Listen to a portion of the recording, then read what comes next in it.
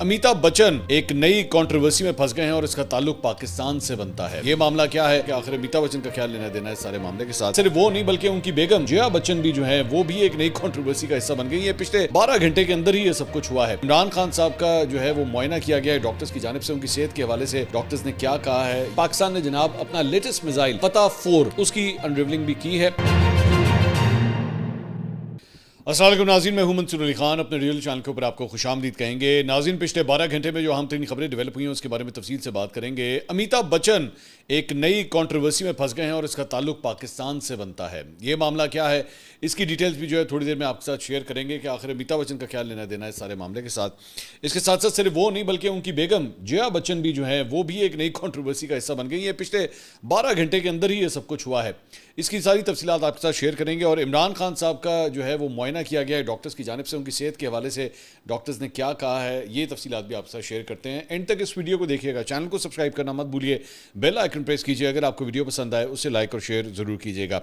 अच्छा जी, सबसे पहले जरा मैं बात करना चाहूंगा, कल रात को पाकिस्तान और वेस्ट इंडीज के दरमियान सीरीज का जो तीसरा मैच था उसके अंदर पाकिस्तान की परफॉर्मेंस भी, पाकिस्तान को इबरतनाक शिकस्त का सामना करना पड़ा। तीसरा वनडे था, सीरीज जो है वो 1-1 से टाई थी। दोनों टीमें एक एक मैच जीत चुकी थी और T20 सीरीज तो पाकिस्तान ने अपने नाम की थी, लेकिन वनडे के अंदर जो है वो बाबर आजम की वापसी हुई थी और एक्सपेक्ट किया जा रहा था कि बाबर जो है कुछ ज़्यादा परफॉर्म करेंगे। लेकिन तीसरा वनडे जो है वो इतनी बुरी तरह पाकिस्तान हारा है कि जिसकी इंतहाई कोई नहीं। पाकिस्तान जो है वो सिर्फ 100 रन भी मुकम्मल नहीं कर सका और 92 रन के ऊपर जो है वो पूरी टीम आउट हो गई। और पाकिस्तान ने पहले जो है वो टॉस जीतकर फील्डिंग करने का फैसला किया था और वेस्ट इंडीज़ ने जो है 294 रन स्कोर किए थे। 295 का टारगेट था, लेकिन पाकिस्तान का आगाज़ ही इतना ख़राब था कि जिसकी इंतहाई कोई नहीं। दोनों ओपनर्स जो हैं वो बगैर कोई रन बनाए आउट हो गए, जिसमें साइम अयूब और अब्दुल्ला शफीक जो है वो शामिल थे। और उसके बाद जो तीसरी विकेट जो है वो मोहम्मद रिजवान की गिरी। मोहम्मद रिजवान जिस तरह बोल्ड हुए उनको एहसास ही नहीं हुआ, उनको पता ही नहीं लगा कि वो बोल्ड हो चुके हैं। वो खड़े होकर सकते में चले गए कि हुआ क्या है मेरे साथ। और पाकिस्तान का 8 रन के ऊपर जो है वो 3 खिलाड़ी आउट हो चुके थे। बाबर के ऊपर जो है जारी बात है, ऐसे मौके के ऊपर एक बड़े प्लेयर के बारे में पता लगता है कि जब टीम जो है वो इतनी बड़ी प्रॉब्लम में फंसी हो तो क्या वो टीम को रेस्क्यू कर सकता है या नहीं। लेकिन बाबर भी जो है वो बुरी तरह फेल हुए और सिर्फ 9 रन 23 गेंदों का सामना किया। 9 रन बना के बाबर आजम भी जो है वो आउट हो गए और पाकिस्तान का स्कोर जो है वो 23 रन के ऊपर 4 खिलाड़ी आउट हो चुका था। और उसके बाद इस मौके के ऊपर जो है वो जो बॉलर थे वो वेस्ट इंडीज़ के बॉलर वो एक्चुअली हैट्रिक के ऊपर भी पहुंच चुके थे। उसके बाद सिर्फ सलमान आगा जो हैं उन्होंने थोड़ी सी रेजिस्टेंस दिखाई। सबसे हाई स्कोर उन्होंने स्कोर किया 30 रन। हसन नवाज ने 13 रन बनाए और मोहम्मद नवाज ने 23 रन बनाए। सिर्फ 3 पाकिस्तान के खिलाड़ी जो है वो डबल फिगर में जा सके। जबकि डक्स की अगर बात की जाए तो पाकिस्तान के हिस्से में 5 डक्स आई हैं, यानी 5 खिलाड़ी जो है वो बगैर कोई रन बनाए आउट हो गए। तो ये पाकिस्तान की परफॉर्मेंस थी। 92 रन के ऊपर पूरी टीम जनाब वो ढेर हो गई। इंतहाई पैथेटिक परफॉर्मेंस। मेरे ख्याल में मोहसिन नकवी साहब को जो है इसके ऊपर सख्त एक्शन लेना चाहिए। जिस सर्जरी की वो बात करते थे, मेरे ख्याल में इट्स हाई टाइम कि अब वो सर्जरी जो है वो कर ही ली जाए, इससे पहले कि पाकिस्तान की क्रिकेट जो है वो मजीद पस्तियों के अंदर जाए। अच्छा जी, अब ज़रा क्रिकेट से जो है वो सियासत के मैदान की तरफ आते हैं। उसके बाद मैं इंडिया वाली साइड की तरफ आऊँगा और अमिताभ बच्चन के हवाले से आपको बताऊँगा कि आखिर वो किस नई कंट्रोवर्सी का जो है वो हिस्सा बने और पाकिस्तान से रिलेटेड वो किस तरह है। सबसे पहले ज़रा सियासत के बारे में बात करते हैं। आपको याद होगा ख्वाजा आसिफ साहब ने पिछले दिनों जो है ब्यूरोक्रेसी के हवाले से, जो सरकारी मुलाजमीन हैं, सरकारी अफसरान हैं, उनके हवाले से एक बयान दिया था और पोर्चुगल का जिक्र किया था जी कि पुर्तगाल के अंदर जो है इनमें से कई लोगों ने जो है वो प्रॉपर्टीज़ बनाई हुई हैं और मकसद ये है कि पुर्तगाल की जो है वो शरीयत हासिल कर ली जाए। और पुर्तगाल की जब आप शरीयत हासिल करते हैं तो फिर आपके लिए यूरोप जो है वो वैसे ही पूरा खुल जाता है और ये आसानियाँ पैदा होती हैं। तो उसके ऊपर पार्लियामेंट की जो पब्लिक अकाउंट्स कमेटी है जिसके सरबराह हैं जुनैद अकबर, पाकिस्तान तहरीक इंसाफ के रहनुमा, उन्होंने बाकायदा तौर पे अब इसका नोटिस ले लिया है और उन्होंने कहा है कि वज़ीर दिफा ने जो कुछ कहा है ये बड़े संगीन बात है और आइंदा इजलास में वजारत दाखिला, स्टेट बैंक और FPR हुकाम जो है उनको तलब कर लिया गया है और उन्हें कहा गया है कि जी कमेटी को आके इस सिलसिले में ब्रीफिंग दें कि आखिर ये सारा कुछ हो क्या रहा है।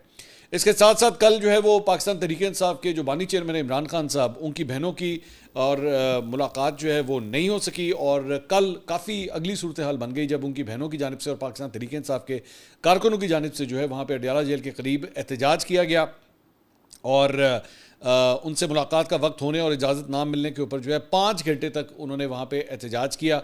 पुलिस की घर जाने की दरख्वास्त ना मानने पर पुलिस ने उसके बाद पीटीआई कारकुनों के खिलाफ क्रैकडाउन करते हुए 8 से ज़ायद कारकुनों को हिरासत में ले लिया और कैदी वैन में उन्हें बंद कर दिया। अलीमा खान और नौरीन न्याजी को भी पुलिस ने तहवील में लिया और पुलिस वैन में चक्री इंटरचेंज ले जाकर उन्हें वहाँ पर छोड़ दिया गया। इससे पहले भी बहनों के साथ जो है वो इसी तरह किया गया था। अलीमा खान के जाते ही पुलिस ने पीटीआई के तमाम कारकुनों को भी कैदी वैन से रिहा कर दिया, जिस पर कारकुनान नारेबाजी करते हुए अपने घरों को रवाना हो गए, लेकिन इनकी मुलाकात जो है वो नहीं करवाई गई। सलमान अकरम राजा ने जो है वो चक्री इंटरचेंज के ऊपर मीडिया से गुफ्तगू की। उन्होंने कहा अडयाला जेल जाने वाले रास्ते पर नाका लगाकर रोक दिया गया। मंगल के रोज़ कैदियों से मुलाकात अदालत के हुक्म के तहत होती है। जेल से 2 किलोमीटर के फासले पर रास्ता बंद कर दिया गया। बहनों को आगे ना जाने दिया गया। बानी पीटीआई से मुलाकात हर हफ्ते रोकी जाती है। बहनों की गिरफ्तारी शर्मनाक अमल है। दोस्तों पर लाठीचार्ज किया गया और मुतअद्दिद जख्मी हुए हैं। अलीमा खान साहिबा ने कहा जी कंटेनर्स और वैगनें खड़ी करके रास्ता बंद किया गया। 2 साल से इमरान खान नाजायज़ कैद में हैं, जुल्म के खिलाफ खड़े हैं, जेल से डर नहीं लगता, पाकिस्तानी कौम बानी के साथ खड़ी है, रूल ऑफ लॉ ख़त्म हो चुका है। जुनैद अकबर साहब ने इसके ऊपर ट्वीट किया। उन्होंने कहा बुशरा बीबी को उनके ख़ानदान से मिलने नहीं दिया जा रहा, उनकी फैमिली को भी नहीं उनसे मिलने दिया गया। सामान वापस किया जा रहा है, ये इंतहाई काबिल मज़म्मत है, ये इंसानी हकूक़ की संगीन खिलाफ वर्जी है और इस सब का मकसद सिर्फ और सिर्फ बानी चेयरमैन पीटीआई इमरान खान पर प्रेशर डालना है कि वो किसी तरह से डील कर लें, लेकिन जो हक और मजबूत ईमान के साथ खड़ा हो उसे कोई तोड़ नहीं सकता। इसके साथ साथ जनाब जियो ने यह रिपोर्ट किया है कि पिम्स अस्पताल के डॉक्टर्स की टीम ने इमरान खान साहब का जेल में तिब्बी मुआयना किया है और डॉक्टर्स ने इमरान खान के कानों और दांतों का जो है वो चेकअप भी किया है। इमरान खान के कानों और दांतों की सफाई भी की गई और डॉक्टर्स ने उन्हें मुकम्मल सेहतयाब करार दिया है। डॉक्टर्स ने इमरान खान साहब को कुछ टेस्ट भी तजवीज़ किए हैं, जबकि इमरान खान ने दांतों के चेकअप के लिए डॉक्टर आसिम को बुलाने की दरख्वास्त की। इमरान खान के तिब्बी मुआयने की रिपोर्ट इस्लामाबाद हाई कोर्ट में जमा करवाई जाएगी। ज़हन में रखिएगा कि अली अमीन गंडापुर की जानिब से जो है वो एक दरख्वास्त दायर की गई थी कि शौकत खानम के हॉस्पिटल में उन्हें ले जाया जाए ताकि इनका प्रॉपर मेडिकल चेकअप जो है वो हो सके, लेकिन पिम्स हॉस्पिटल से जो है अब इनका इस तरह चेकअप करवाया गया है। इसके साथ साथ मलिक रियाज बहरिया टाउन का मामला, बहरिया टाउन की जायदादों की नीलामी के हवाले से जो अपील की गई थी उसके बेंच की तब्दीली की गई है। चीफ जस्टिस ऑफ पाकिस्तान जो हैं अब एक नए बेंच की सरबराही करेंगे और उनके साथ जस्टिस शफी सिद्दीकी और जस्टिस मियां गुल हसन औरंगजेब जो है वो भी बेंच का हिस्सा होंगे। तो बेंच के अंदर जो है वो एक तब्दीली हुई है। कल रात एक और इंपॉर्टेंट खबर आई है, वो ये है वफाकी वज़ीर इत्तलात अताउल्लाह तारड़ के हवाले से कि उन्हें सितारा इम्तियाज़ के लिए जो है वो नामजद किया गया है और ये नामजदगी हालिया पाकिस्तान भारत तनाज़े के दौरान उनकी काविशों के एतराफ़ के एवज़ जो है वो की गई है।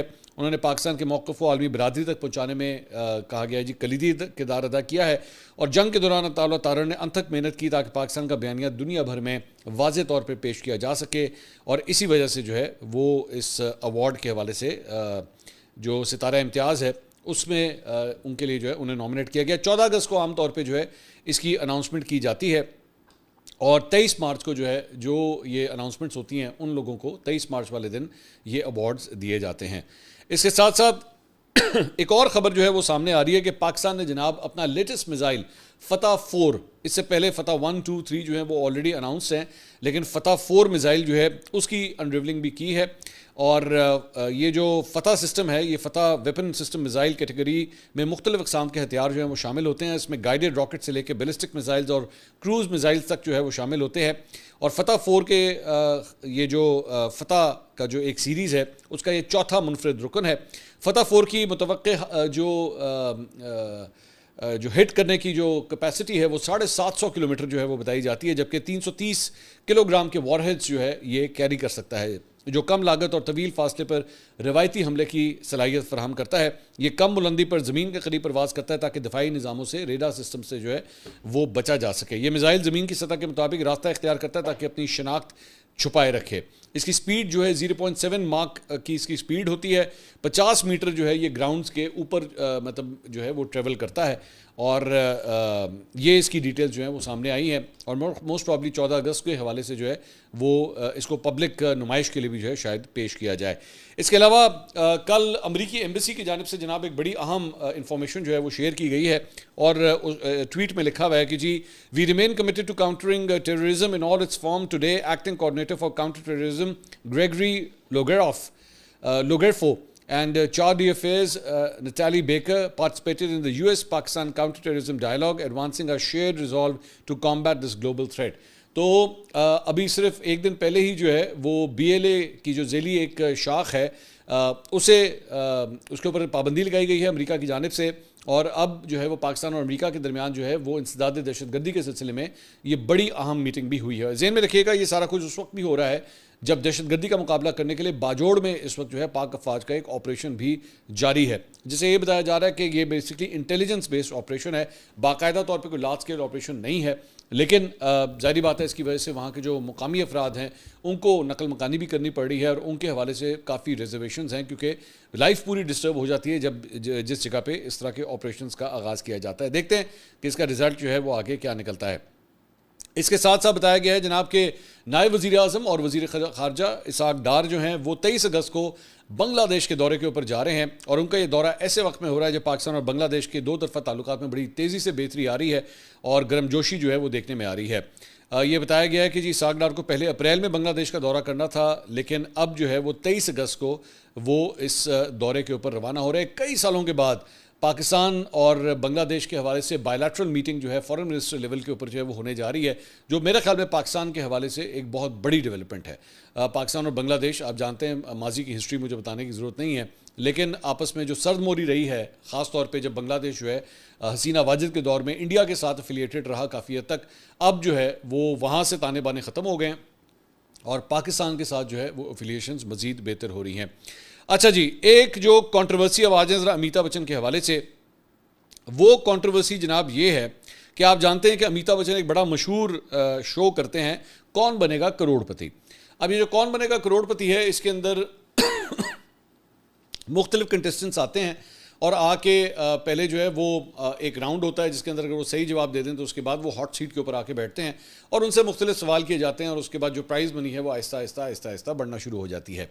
लेकिन कल रात को जो है वो बेसिकली एक उसका इश्तिहार जारी किया गया है उस प्रोग्राम का, और ये मुनफरिद इस वजह से है क्योंकि इसके अंदर पाकिस्तान और भारत के हवाले से जो जंग हुई थी तो उस दौरान भारत की जानिब से जो उनकी अफवाज की नुमाइंदगी कर रही थी और जो मीडिया टॉक करती थी या बार बार प्रेस कॉन्फ्रेंस के लिए आती थी, वो आती थी कर्नल सोफिया कुरैशी, तो उनको शामिल किया गया है कौन बनेगा करोड़पति में। और उनके साथ हैं विंग कमांडर वायोमिका सिंह और कमांडर प्रेरणा डियोस्थैलाई।